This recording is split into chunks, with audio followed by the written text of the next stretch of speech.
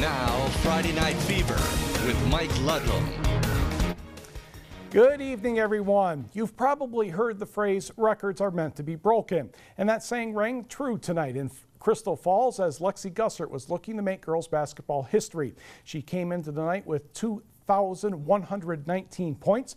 Gussert only needed to score 13 to beat Ewen-Trout Creek's Allison Bailey Bottoms record of 21-31 set back in 1996. And already they're lighting it up as Forest Park. Up and in again. That's Adele Isaacson for the layup. That made it 12-2. Isaacson finds Gussert, who knocks down the triple. And that's 7 points to make it 17-2. Bark River Harris, Katie Schultz to Madison Lindquist very nicely on the 2, but the Trojans lead continue to build at 19-4. Caitlin Frazier kicks it out to Jordan Hardy. She connects from downtown, 32-13. Then Gussert, right near the end of the half, gets her 13th point of the night on the inbound from Isaacson, 2,132 points. Now she's the UP's all-time leader. Despite her achievement, as usual, she remains very humble. I mean, it feels great to be able to share with this with Forest Park, but honestly, I mean, I don't feel different. I'm just more excited that we have a nice team win going on right now, and hopefully we can keep it up in the second half. I would say it's mostly my parents. I mean, they don't try to put pressure on me, but they like to fill me in. But yeah, the team does a great job getting me the ball, but like I said, right now, we're just going for the win. Forest Park went on to win 71-41. Gussert now leads the entire Upper Peninsula. She scored 24 points, and on the guys' side, that bested Dominic Jacobetti's 21-40 that he scored back in 1965. Of course, no three-point line way back then, and the Trojan season is far from over. Let's go to Norway, where the Knights were taking on Stevenson, and off and running for the basket by Jordan Kramer. Kelsey Johnson on the other end for the Eagles. And then Rachel Connery slides that one in.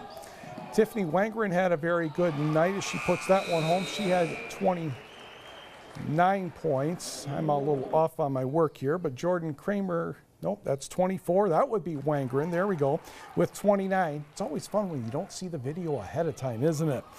Then on the steal, Lexi Johnson will pass it over to Wangren. She puts it up and in. And Stevenson led by a dozen at the half, and they won by a dozen, 71-59. On the scoreboard, Superior Central cruises past North Central 53-32.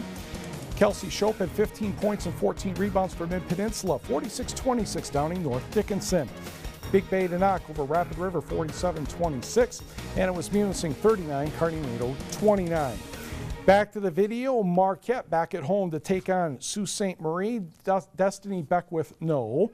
Kristen Iwanski, yes. And she had 11 points and 7 rebounds. Marquette led 21-15 second quarter. Hunter Vitola, the skip pass, the outside shot. Oh, that's an assist. That's an assist according to the Mike Ludlam playbook. Martha Storm with the putback for the Sioux. Played very well in the first half. Emma Rock, Haley Morley to Ann Diepenhorst, and Diepenhorst, a nice move with the left hand. Vitola led Marquette with 21, and it was a victory for the Redettes, 65-41.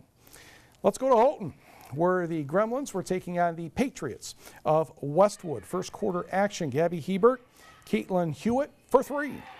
And the Patriots again will attack as Elizabeth Dufenau Van Buren on the fast break and puts that one in off the window.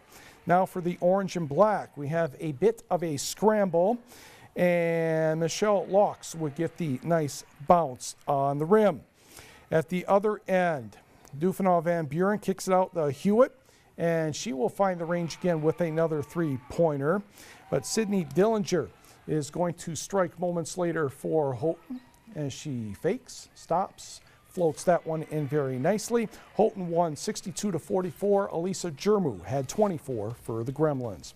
Back to the numbers, Maddie Swanson 28 for Lance, 81-36 over Lake Linden-Hubbell. Calumet 52, Baraga 33.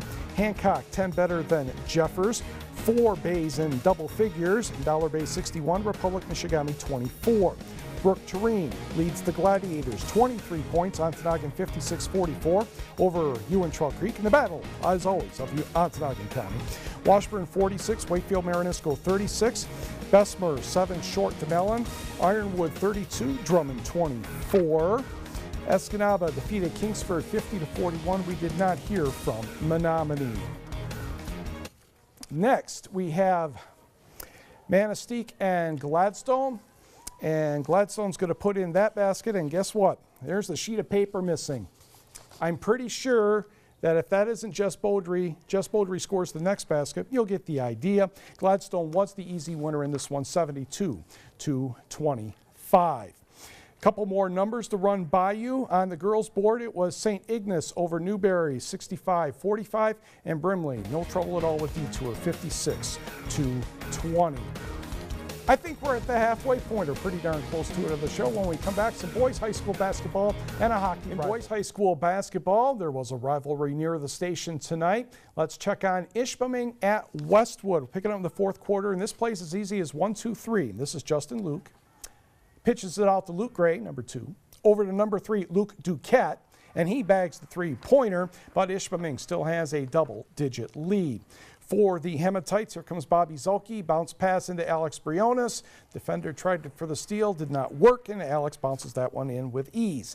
Then Ozzy Hakkarainen, Noah Olgren to Dominic Sardini. And Dominic's going to make a nice aggressive move to the basket, off the glass and good.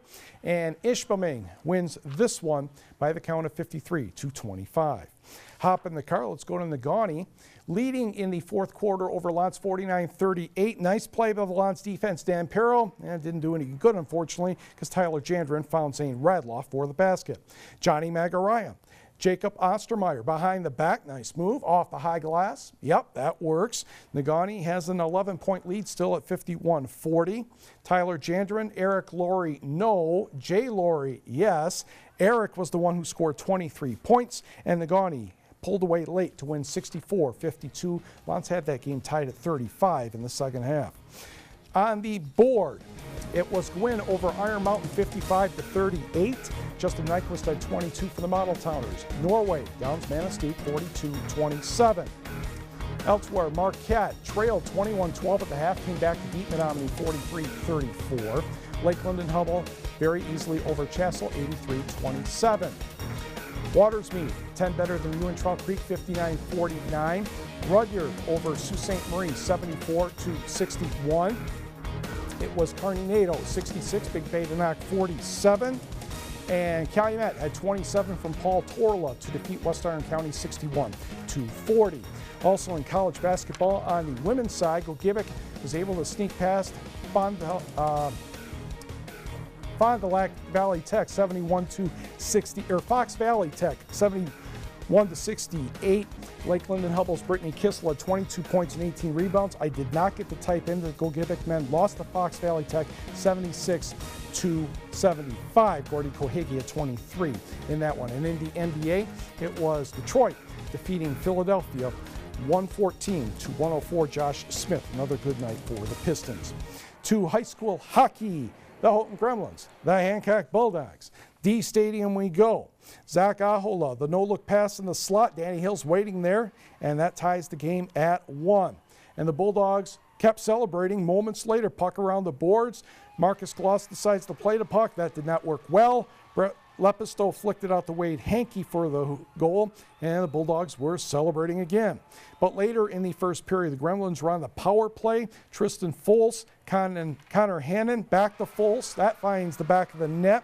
Houghton was back in it. Jed Callio had a hat trick for the Gremlins, and Houghton, number 2 in the state in Division III, defeated Hancock 6-4. Also in hockey results tonight, Alpena downed Jeffers 6-1. In the WCHA, Ferris State scored in the third period, only goal of the game. CJ Mott blanks Michigan Tech 1-0. Bemidji State over Lake Superior State 5-2. And in women's college hockey, Augsburg scored the first 4 goals to defeat Finlandia 5-1. When we come back, we'll see what more time we have to talk about this. We did get that final with the Menominee girls basketball team, and they dropped a heartbreaker in overtime to Peshtigo 31-30. This weekend, the Marquette Splash and Dash, where most of the UP swimmers will meet for short races. Ray Mariucci Wrestling Tournament takes place in Kingsford. Finlandia has a couple of home basketball games tomorrow. There's curling up in Calumet. And we have Mid-American at downhill skiing at Mount Ripley in Houghton. So it's going to be a reasonably busy weekend to say the least. In college basketball, Michigan State takes on Minnesota. The 3 GLIAC schools are still on the road in Ohio, trying to get another victory before they return home for play next weekend. The NMU hockey team is idle this weekend. And that's all the time we have for Friday Night Fever. Thanks for joining us. Have a great weekend.